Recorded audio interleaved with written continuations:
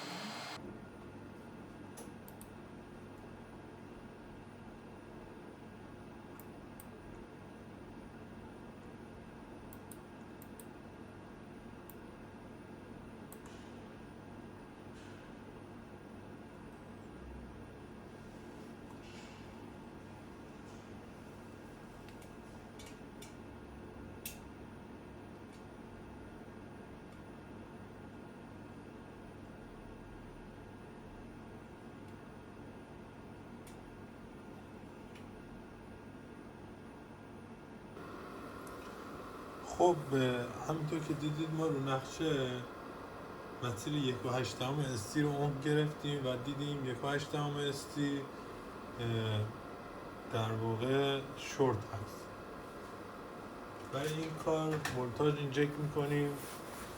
من خودم از شورت کیلر استفاده میکنم که این اتصالی رو بگیرم.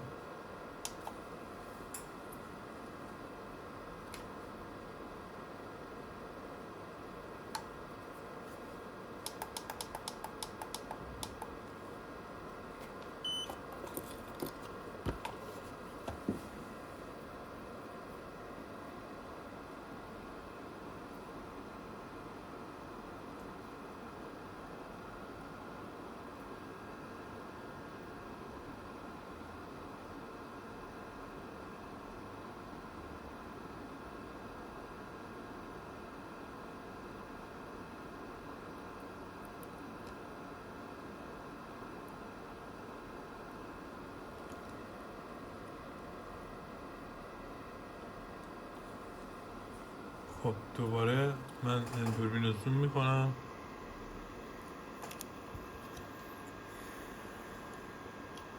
یک تمام رو دوباره همگیری میکنیم. همینطور که میبینیم اتصالی برطرف شد.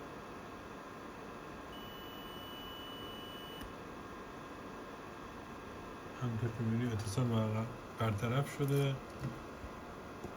دستگاهی هم که من استفاده میکنم به عنوان شورت کیلر این دستگاه ریلایف رو درجه 8ش میذارم و این کار انجام میدم. میریم برای تست دستگاه رو جا میزنم، بردشو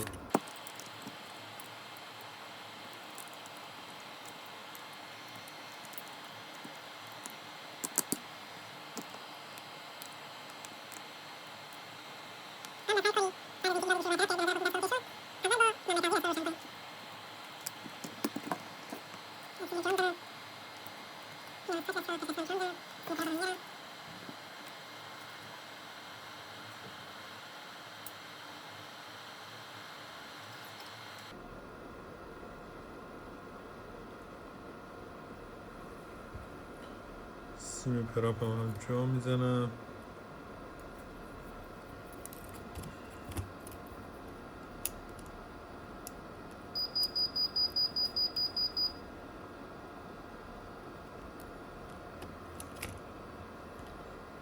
دستگاه رو روشن میکنم. جنگیچی رو همونطور که میبینید جنگیچی به حالت عادی برگشت، دستگاه روشن شد و مشکل دستگاه برطرف شد.